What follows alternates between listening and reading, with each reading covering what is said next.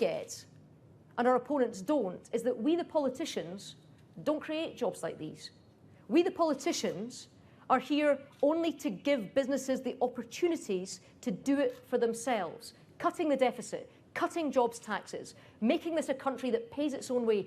These aren't sound bites, they're the sound foundations upon which firms like this depend. And you know what? It is working. 174,000 more jobs in Scotland since we came to government, more than 50,000 fewer people on job seekers allowance. Labour said we'd be hitting 4 million unemployed by now. And it turns out that we are the fastest growing major economy in the Western world. Yesterday, we overhauled another country. This time, it was France. So our key message in this manifesto today is that we're on the right track, so let's not turn back. Let's stick with the plan to pay down our debts, to reform our welfare state, to reduce our taxes so that it always pays to be in work. To coin a phrase much beloved of our nationalist friends, we have a once-in-a-generation opportunity in our grasp.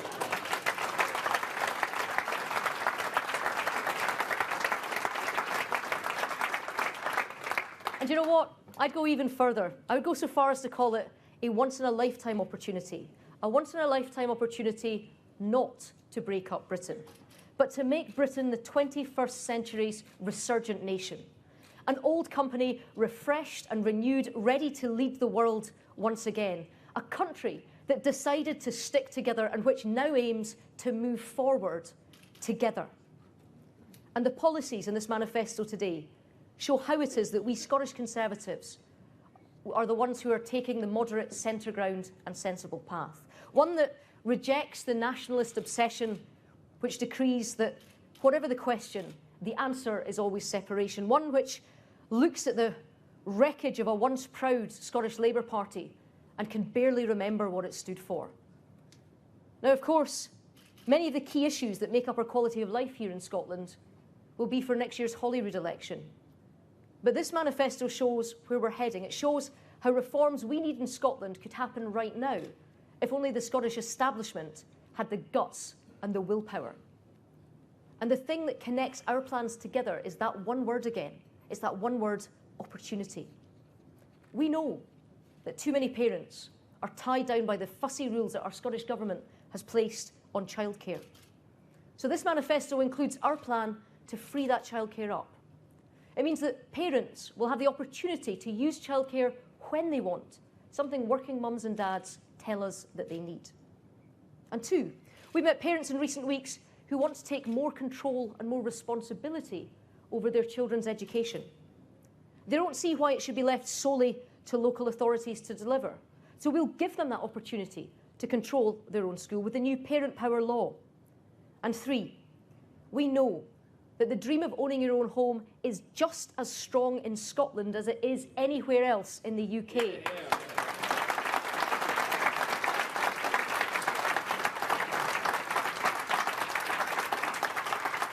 And we know that the SNP is now planning to block David Cameron's plan to allow ever more people in England to buy their own council home. So we'll demand that the SNP changes tack, and we'll demand that it goes further by backing a step-by-step plan so that social tenants can gradually take ownership of their rented home. It's a plan that gives people the opportunity to make the dream of home ownership a reality. It's blocked by the SNP, it's backed by the Scottish Conservatives, it's a plan for working people who want the chance to get on in life.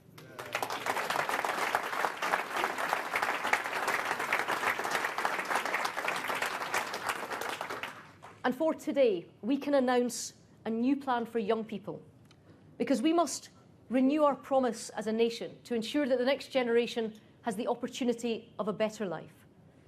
We know that too many young people are struggling to find a foothold on the jobs ladder.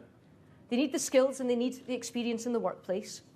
And we know that there are still 29,000 16 to 19-year-olds who are not in education, they're not in employment, or they're not in training. And yes, this number is down a little on last year, but the truth is that over the last decade, it's remained depressingly constant.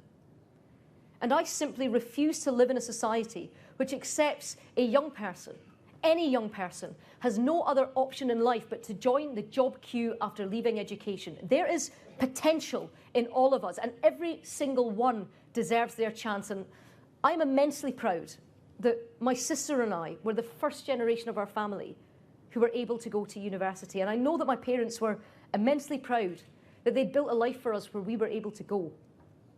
But as a nation, we have too often dismissed paths that don't lead to a degree, slashing college places for the shibboleth of no tuition fees, downgrading the regard for learning a trade, the learning on the job.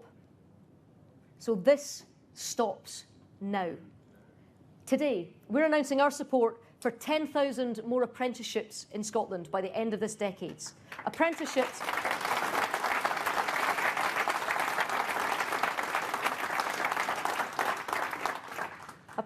part-funded by government, which will ensure that young people left behind or who want to get ahead know that there is a promise of a job and that we believe in their ability to make something of themselves, to build that life, to create a better future for themselves and their families. Creating opportunities for people to reach out and take a hold of. Providing them with the tools to get on with their lives and build something better. And creating a culture which says that nothing should stop you and you should stop at nothing to succeed. That is the Conservative way.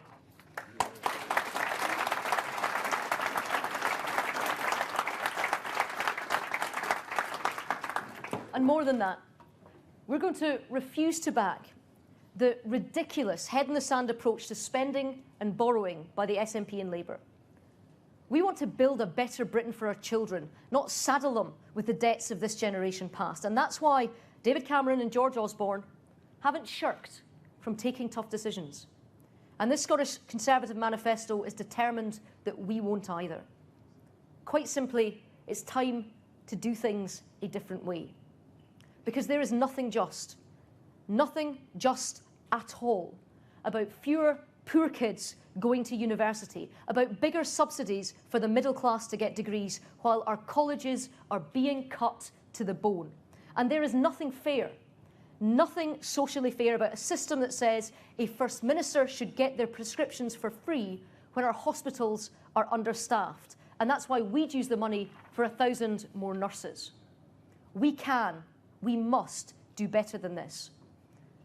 We have to have a long, hard look at Scotland's spending priorities. And urgently, because pretty soon it will be funded directly from Scotland's pay packets. This manifesto includes our plan to transfer tax powers to the Scottish Parliament with a bill in the very first Queen's speech. It heralds a radical new era for Scotland, a new era at the Scottish Parliament where MSPs will need to show not just how they spend money, but how they raise it too.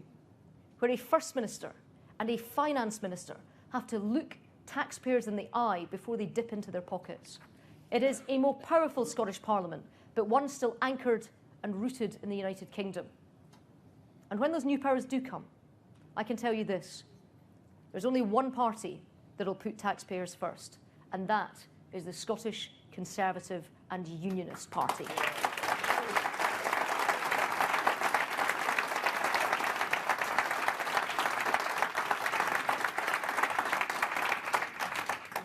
So let me assure you, this Scottish Conservative Party is serious about Scotland.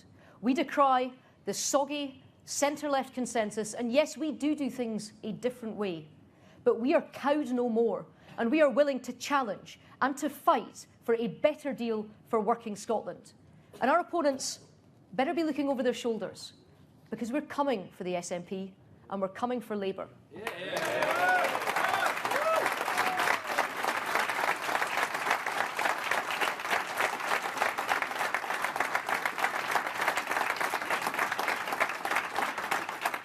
We're coming for an SNP which has the strangest election pitch I've ever heard. I said it in the TV debates the other night. The SNP's main line is, Ed Miliband is useless, vote for us so we can make him Prime Minister. At least it's believable, because the Scottish Labour Party's pitch is, Ed Miliband is great, so vote for us and we'll make him Prime Minister. And nobody's really buying it.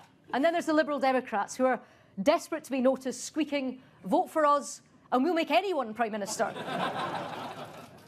But the truth is this. There's only one party which will be clear in the dealings with the SNP, and that party is us. No backroom deals like Labour. No desperate overtures from the Lib Dems. Let me put this in the simplest way that I can. It says unionist in our name. It says nationalist in their name. No deal. None.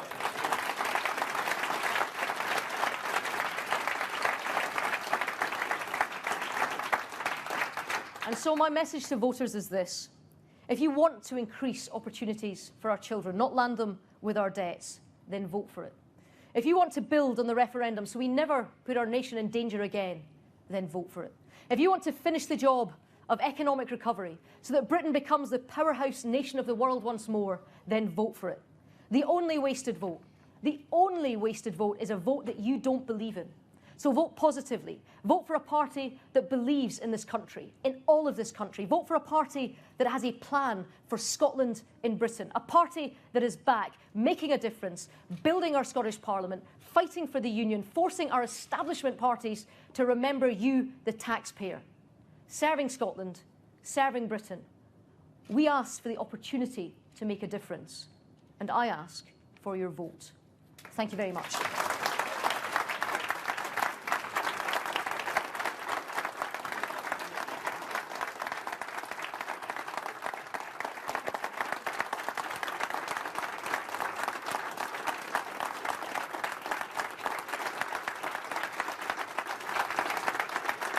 Ladies and gentlemen, thank you very much. Ladies and gentlemen, I'm just going to invite the Prime Minister back on the podium just now. We're going to take some questions from the assembled media corps that are here. You'll have a chance to speak to myself and the Prime Minister afterwards, so if we just keep it to the media just now. Colin Mackay from Borough Radio. Hi there. Why are you dodging tonight's TV debate, and shouldn't you take a leaf out of Ruth Davidson's book? Tonight's debate is part of the deal that was done to unblock the logjam that there was about TV debates, and I'm delighted that I played a role unblocking that logjam. But what you're going to hear tonight is you're going to hear from a lot of different politicians. You're going to hear from the Red Party, you're going to hear from the Green Party, you're going to hear from the Purple Party, you'll hear from the Yellow Party here in Scotland, the SNP. And while you think they might be saying different things, they are all actually saying the same thing. They're saying abandon the plan that has turned this country round and got us more jobs and more livelihoods and more business. That is the truth.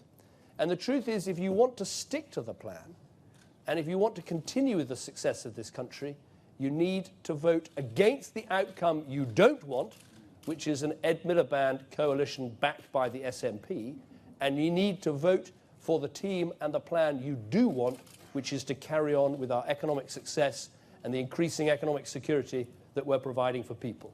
And this is crucial because people's ballot papers are arriving as soon as this weekend. And if you think that I would do a better job as Prime Minister than Ed Miliband, you need to vote for that outcome and not put our recovery and our economy at risk.